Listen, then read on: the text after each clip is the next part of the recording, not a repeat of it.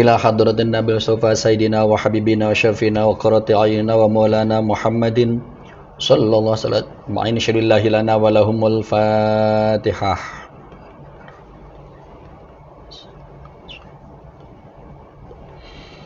ثم إلى المشيخ القادرية والنقشبندية وجميع أهل طرق العليا الرباني خصوصا حضرة سلطان الأولياء سيد الشيخ عبد القادر الجيلاني وسيدة الصوفية سيد الشيخ عبد القاسم البغدادي قدس العزيز ثم إلى ساداتنا وحمل حسنين وحسنين ثم خلص إلى تسمن حالهم وعوانهم وأتباعهم وجههم وأصولهم وفورهم ثم خلص شبه هذه ولا من حوله من أولياء الله والعلماء بالله والمشايخ الصالحين شهد الله لنا ولهم الفاتحة.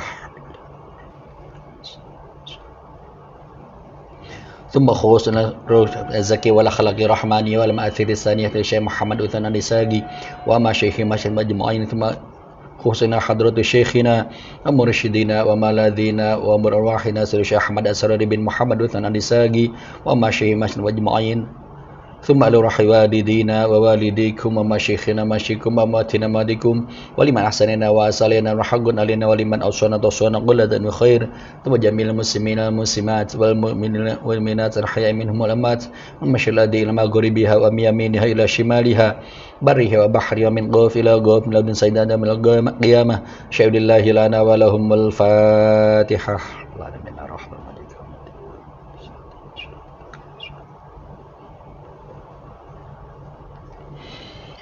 Assalamualaikum warahmatullahi wabarakatuh.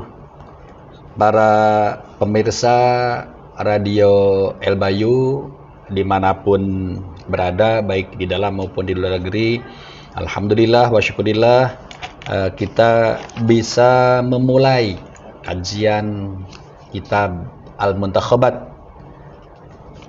karangan Hadratus Syekh Ahmad Asari Al-Sagi radhiyallahu ta'ala anhu. Nama lengkapnya Al-Muntakhabat fi Rabitatul Qalbiyah Wasilatul Ruhiyah. Karena ada kitab Al-Muntakhabat yang lain juga karya beliau, tapi Al-Muntakhabat fi Mahwal Manaqib. Seperti kita ketahui bersama bahwa kitab Al-Muntakhabat fi Rabitatul Qalbiyah Wasilatul Ruhiyah terdiri dari 5 jilid atau 5 juz, dan kali ini kita akan memulai dengan juz pertama, bab pertama, yaitu tentang An-Nur Al-Muhammadi. Secara umum bab ini sebetulnya pernah dibahas oleh salah seorang habib pada pengajian Ahad kedua di Pondok Pesantren As-Salafi Al-Fitrah Surabaya. Bisa dilihat di channel YouTube Pondok Pesantren Al-Fitrah. Jadi tidak bermaksud dalam rangka membuat versi yang lain gitu, tapi untuk lebih memberikan warna, memberikan perspektif yang lain gitu ya tentang penjelasan kitab Hadratus ini Al-Muntakhabat ini.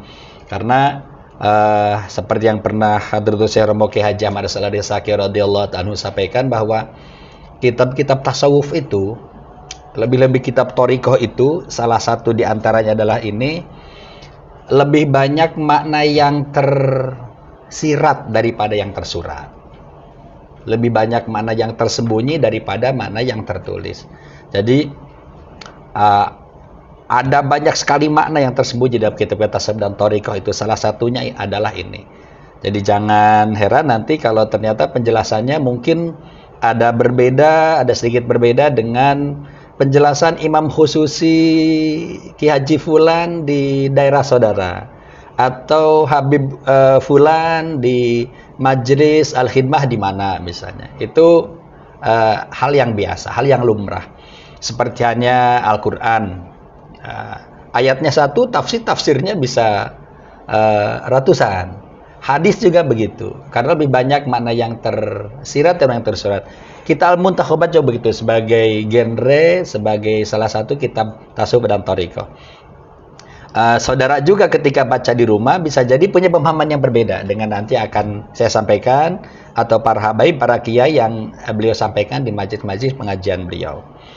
Bismillah, mari kita mulai. Mudah-mudahan Hadratus Syekh Ridho dengan pembahasan ini dan kita semua mendapatkan ilmu yang baru, ilmu yang bermanfaat tentunya. Mohon maaf nantinya kalau ada mungkin penjelasan yang salah dari saya. Itu adalah keterbatasan dari ilmu saya. Bismillahirrahmanirrahim. Para pemirsa, para pendengar, Hadratus itu meskipun pendidikan formalnya seperti yang pernah beliau sampaikan hanya sampai kelas 3 MI, luar biasanya dalam karya-karya beliau, metodologi, model, cara, sistematik kepenulisan beliau luar biasa. Banyak kitab-kitab sejenis, entah kitab salaf tentunya, yang metodologinya sampai al-muntakhobat, atau seandainya saya balik, metodologi, cara, sistematika penulisan muntakhobat itu sama dengan kitab-kitab yang lain. Misalnya hampir dalam setiap bab beliau mendahulukan ayat Al-Quran, kemudian disambung dengan hadis, turun disambung dengan athar, pendapat para sahabat. Kalau kita bedakan bahwa athar itu bukan hadis, kemudian pendapat para ulama, kemudian pendapat beliau sendiri. Itu hal yang luar biasa yang dilakukan oleh Hadratus saya. Di bab An-Nur Muhammad ini atau Nur Muhammad, Hadratus saya menulis di bagian paling depan, beliau menulis ayat Bismillahirrahmanirrahim. Ya ahlal kitabi qad ja'akum rasuluna yubayyinu lakum katsiran mimma kuntum tukhfuna minal kitab wa ya'fu an katsir qad ja'akum minallah nuru wa kitabum mubin. Entry point-nya di sini, stress point-nya di sini tentang Nur Muhammadi. Allah berfirman, qad ja'akum minallah nuru wa kitabum mubin.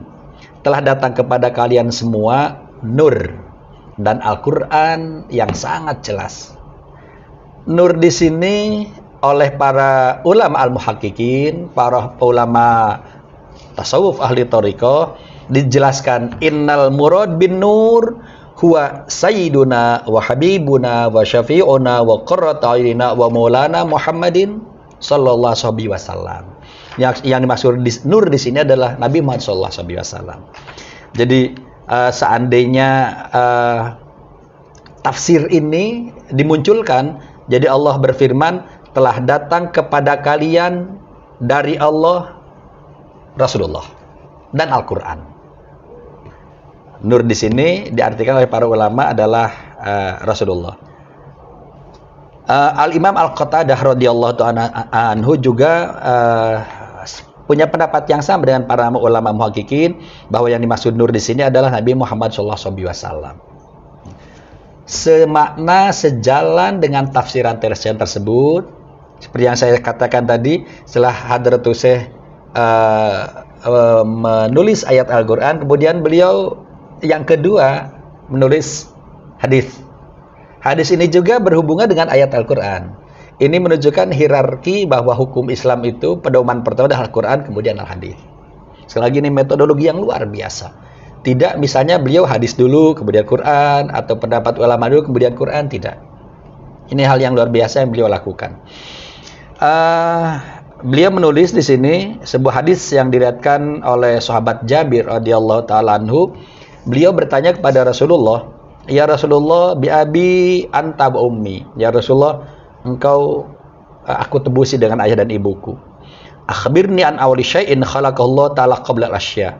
Kata sahabat Jabir, "Ya Rasulullah," terjemahan bebasnya, apa sih yang Allah ciptakan pertama kali sebelum Allah menciptakan segala sesuatu ini? Pertanyaan sahabat Jabir adalah yang pertama kali diciptakan oleh Allah Subhanahu wa taala. Jawaban Rasulullah, kata Rasulullah, "Ya Jabir, wahai sahabat Jabir, innallaha ta'ala khalaqa qabla asya nuru innallaha ta'ala khalaqa qabla asya nuro nabika min nurih." Jadi yang pertama kali diciptakan Allah, sebelum Allah menciptakan segala sesuatu selain Allah tentunya, ini adalah nur Nabi Muhammad SAW. Allah menciptakan nur dulu, dan pada saat itu ketika Allah menciptakan nur itu, walam yakun fi dzakal waqt qalamun wala lauhun, wala arsyun, wala kursiun, wala malakun, dan seterusnya. Kata Rasulullah, ketika Allah menciptakan Nur Muhammad itu, pada saat itu belum ada lauh. Lauh itu catatan induk gitu ya, yang berisi tentang kodok-kodar semua makhluk di dunia ini. Belum ada lauh, belum ada arash, belum ada kursi singgasana Allah, belum ada malaikat, belum ada ruh, belum ada surga, belum ada neraka, belum ada langit, belum ada bumi, belum ada matahari, belum ada bulan, belum ada manusia, belum ada jin. Belum ada semuanya. Itu penegasan yang menunjukkan bahwa memang yang pertama kali diciptakan oleh Allah adalah Nur Muhammad. Nah, setelah Allah menciptakan Nur Muhammad, kemudian kata Rasulullah dalam hadis yang panjang ini, tidak akan saya sebutkan semuanya, Allah kemudian membagi nur itu menjadi 4 bagian. Yang pertama dibagi menjadi bagian ya. Bagian yang pertama, dari bagian yang pertama Allah menciptakan al-qalam, alat tulis gitu ya. Tapi ini tentunya bukan alat tulis yang seperti bolpen yang kita pakai sehari-hari. Qalam di sini adalah alat tulis yang akan digunakan sebagai alat untuk menulis kodok-kodar manusia. Bukunya untuk menulis itu alat tulisnya qalam, kemudian medianya adalah lauh gitu ya. Kemudian bagian yang kedua, dari bagian yang kedua Allah menciptakan lauh. Dari bagian yang ketiga Allah menciptakan arash. Bagian yang keempat Allah menciptakan bagian yang keempat ini oleh Allah dibagi menjadi 4 lagi. Dari bagian yang pertama Allah menciptakan malaikat pemikul arash. Dari bagian yang kedua Allah menciptakan kursi. Dari bagian yang ketiga Allah menciptakan para malaikat selain malaikat pemikul arash. Bagian yang keempat oleh Allah dibagi lagi menjadi 4 bagian. Bagian yang pertama, dari bagian yang pertama Allah menciptakan surga dan neraka. Bayangkan, jadi bahkan surga dan neraka pun berasal dari Nur Muhammad SAW. Dan bagian yang kedua Allah menciptakan langit. Dari bagian yang ketiga Allah menciptakan bumi. Bagian yang keempat Allah bagi lagi menjadi 4 bagian. Bagian yang pertama Allah menciptakan matahari, bulan, dan gugusan bintang-bintang. Bagian yang kedua Allah menciptakan buruj wal aflak. Buruj wal aflak itu apa ya? Rasi bintang dan sebagainya gitulah ya. Kemudian bagian yang ketiga Allah menciptakan akal, absor, basair, nurul iman, dan seterusnya. Banyak sekali hadisnya. Kemudian bagian yang keempat dan seterusnya. Itu jadi menunjukkan betapa detail proses penciptaan segala sesuatu ini, dan segala sesuatu itu berasal dari Nur Muhammad SAW. Ada banyak hadis yang sejenis yang diriwayatkan oleh rawi yang bermacam-macam. Jadi kemudian kata Rasulullah dalam hadis yang lain, maka dengan demikian arash, kursi singgasana Allah min nuri, dari cahayaku. Karubiyun, malaikat karubiyun min nuri, malaikat ruhaniyun min nuri, dari nurku. Malaikat dari nurku. Surga dan segala nikmat yang berada di dalamnya dari nurku. Kemudian malaikat yang berada di langit tingkat pertama sampai tingkat 7 dari nurku. Bulan, bintang dari nurku. Akal, taufik dari nurku. Arwah para rasul dan anbiya dari nurku. Arwah para sahabat soleh dari nurku. Sedemikian hebat jadi beliau itu. Kemudian dalam hadis yang lain juga diriwayatkan oleh rawi yang lain, disebutkan bahwa kemudian Allah menciptakan Nabi Adam alaihissalam di surga. Setelah Allah menciptakan Nabi Adam, kemudian kata Rasulullah, nurku itu dititipkan di fi jambeh, dititipkan di ada yang dalam hadis yang lain disebut dititipkan oleh Allah, diletakkan di tulang rusuk Nabi Adam yang belakang.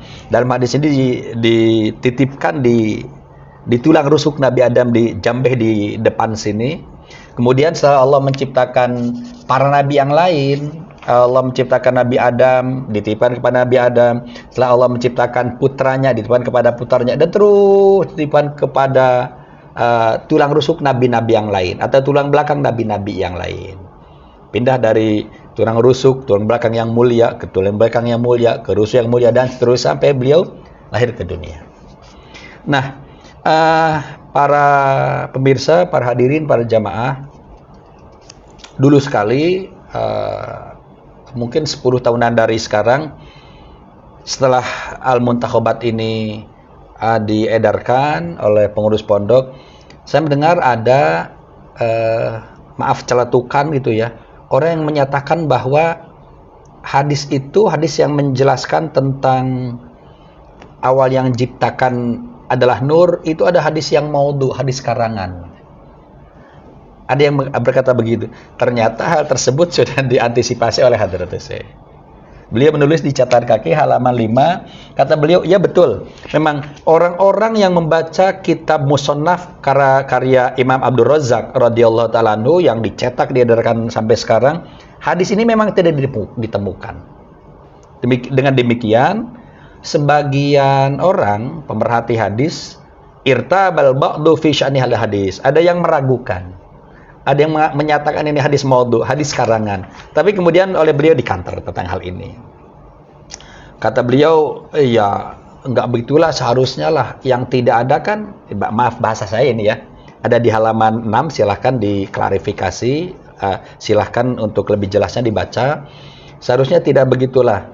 Yang tidak ada kan di karangan kitab beliau saja, adapun kitab-kitab yang lain banyak sekali. Banyak para ulama, para hafizul hadis yang menulis hadis ini. Artinya kalau hadis ini tidak ada di salah satu kitab, bukan berarti tidak boleh dipukul rata bahwa hadis itu ada hadis yang maudhu. Kata beliau begitu. Bagaimana mungkin, kata beliau, kita mau memutuskan bahwa sebuah hadis itu karangan, maudhu dalam ilmu hadis, sedangkan kita sendiri tidak tahu isnadnya, tidak tahu silsilahnya, tidak sanadnya. Nah, orang-orang yang punya dugaan, punya asumsi bahwa hadis ini hadis maudhu, itu karena, kata Hadratus Syekh, nur di dalam ayat Al-Quran tadi, atau di dalam hadis, diartikan sebagai nur, cahaya-cahaya yang seperti ini. Cahaya yang fisik, gitu ya. Bimakna dhaw, cahaya bermakna cahaya yang seperti yang kita kelihatan seperti ini. Diartikan seperti itu, cahaya matahari, cahaya bulan, cahaya listrik, dan seterusnya. Dengan demikian, kalau begitu, nur Rasulullah itu berarti merupakan cuplikan, nukilan, bagian diambil dari nur Allah dong. Itu karena nurnya diartikan nur fisik gitu ya. Kata Hadratus Syekh, fahuwa hukmun ghairu sadid. Ya enggak begitulah cara memaknainya. Jadi kata beliau, min nuri, dalam hadis disebutkan bahwa Allah itu menciptakan Rasulullah min nuri, dari cahayaku. Itu, maaf, ini dalam teorisasi ilmu pesantren ya, ilmu nahu. Min nuri, dari cahayaku, kata Allah. Nah, kalimat ku di situ itu idhofah namanya, menisbatkan, menyambungkan satu kata dengan kata yang lain. Itu artinya min di situ bukan maknanya bukan bagian. Diambil, nur Rasulullah diambil dari bagian cahayaku, kata Allah. Bukan begitu. Nur di menghubungkan antara nur dengan lafaz Allah, itu artinya adalah tasyrif wa ta'zim, untuk menunjukkan kebesaran Rasulullah. Karena beliau disambungkan, frase gitu ya, frase idiomatikal dalam bahasa Indonesia, disambungkan dengan lafaz Allah. Segala sesuatu yang disambungkan dengan lafaz Allah menjadi mulia. Baitullah itu menjadi mulia. Bukan karena baitnya, bukan karena Ka'bahnya, tapi karena dihubungkan dengan lafaz Allahnya, itu yang membuat sesuatu Ka'bah itu menjadi mulia. Ruhku, Rasulullah menjadi mulia karena langsung disandarkan, menjadi frase, menjadi idhofat dengan Allah Subhanahu wa taala. Itu yang membuat orang salah memaknai, sehingga mengatakan bahwa itu hadis maudhu gitu ya. Silahkan dilihat di halaman dengan halaman 7 lebih jelasnya. Kembali ke pembahasan, kata Rasulullah ketika ditanya kapan nur itu diciptakan oleh Allah ya Rasulullah, kata beliau, kuntu nuron baina yaday rabbi qabla khalqi adam bi arba'at asyara alf amin. Jadi selisih penciptaan Nabi Adam dengan penciptaan nur itu 14.000 tahun selisihnya. Atau saya gunakan kalimat yang berbeda, Nabi Adam diciptakan 14.000 tahun setelah Nur Muhammad diciptakan. Mohon maaf, ini asumsi saya, pendapat saya, 14.000 tahun itu bukan hitungan dunia. Karena waktu itu kan dunianya belum ada. Perhitungan tahun-tahun akhirat. Dan di dalam Al-Quran disebutkan, wa inna ba'da yaumin ka'alfi sanatin mimma ta'udun. Setengah hari di akhirat itu sama dengan 1.000 tahun di dunia. Setengah hari di akhirat sama dengan 1.000 tahun di dunia. Ini kata Rasulullah, Nur Muhammad, Nabi Adam Nabi Adam alaihissalam diciptakan 14.000 tahun kemudian setelah Nur Muhammad diciptakan. 14.000 tahun ini adalah hitungan akhirat, di mana setengah hari di akhirat sama dengan 1.000 tahun di dunia. Jadi luar biasa Rasulullah itu. Kemudian Hadratus juga menulis. Jadi begini, para pemirsa, mungkin banyak akademisi yang mendengarkan ini. Salah satu hal yang luar biasa dari kalam muntakhobat ini adalah bahwa Hadratus banyak sekali nulis catatan kaki. Footnote-nya panjang sekali. Kalau kita dalam satu halaman lah nulis karya, footnote mungkin 2, 3, 4, 5. Hadratus itu banyak halaman dalam kitab muntakhobatnya yang isi halaman itu isinya footnote semua, tahqiq semua, catatan kaki semua. Matannya tidak ada. Matannya entah di mana. Yang dari tadi saya jelas juga ini footnote semua, tahqiq semua, catatan kaki semua. Matannya di belakang dan di depan. Kalau kita pernah mendengarkan, membaca, menemukan hadis bahwa yang pertama kali diciptakan oleh Allah itu kolam misalnya, bukan Nur Muhammad. Di sini dijelaskan oleh Hadratus Syekh, wala yu'aridu haditsa awwaliyatan Nur al-Muhammadi ma waroda min ahadits ukhra fi audi syai'in khalul ta'ala al-qalam. Jadi kata beliau, tidak bertolak belakang seandainya kita menemukan hadis penjelasan yang menyebutkan bahwa yang pertama kali diciptakan oleh Allah adalah kolam misalnya. Yang pertama kali diciptakan oleh Allah arash misalnya. Yang pertama kali diciptakan oleh Allah air misalnya. Itu tidak bertolak belakang dengan hadis ini. Jadi dalam ilmu usul fikih, kalau ada Quran bertolak belakang dengan ayat Al-Quran, itu sebetulnya tidak bertolak belakang. Itu bisa dijamekkan, bisa ditemukan. Kalau ada hadis, misalnya maknanya bertolak belakang dengan hadis yang lain, itu sebetulnya tidak bertolak belakang. Bisa dijamekkan, bisa disatukan, bisa ditemukan. Nah, di sini disebutkan oleh Imam Asy-Syanqiti bahwa pengertian yang pertama kali diciptakan kolam, air, arash itu maksudnya adalah jika dibandingkan dengan selain Nur Muhammad. Jadi tetap Nur Muhammad yang pertama diciptakan, kemudian misalnya yang pertama kali diciptakan adalah air misalnya, iya dibandingin sama batu misalnya, dibandingkan sama pohon misalnya, atau yang pertama kali diciptakan adalah arash, dibandingkan dengan kursi misalnya, dibandingkan malaikat misalnya, dibandingkan dengan matahari dan bulan misalnya. Adapun dibandingkan dengan Nur Muhammad, tetap yang pertama diciptakan adalah Nur Muhammad SAW. Kita lompat-lompat ya, karena keterbatasan waktu, dan sebetulnya ini sekedar pancingan biar para pemirsa bisa membaca langsung al-muntakhobatnya. Boleh dari terjemahnya. Ada pengurus pondok Al-Fitrah, para Ustadz Al-Fitrah membuat 2 versi Arab dan terjemah. Silahkan yang bisa membaca Arabnya akan lebih baik lagi, karena bisa jadi terjemahnya juga akan berbeda dengan pemahaman para pemirsa yang bisa baca Arabnya. Yang belum sempat belajar bahasa Arabnya bisa baca terjemahnya misalnya. Yang jelas kita harus punya kitab ini. Apalagi yang mengaku sebagai muhibbin, mutakidin, Jamal Hidmah, kawan-kawan Uksafi Koper Community harus punya ini. Kalau enggak punya ini, siapa lagi gitu ya kalau yang akan membaca kitab ini kalau bukan kita semua. Urusan faham atau tidak itu urusan belakangan. Yang penting kita mengharapkan berkah, memiliki kitab ini, mudah-mudahan beliau ridho, kemudian kita mendapatkan ilmu yang bermanfaat, gitu. Meskipun tidak banyak.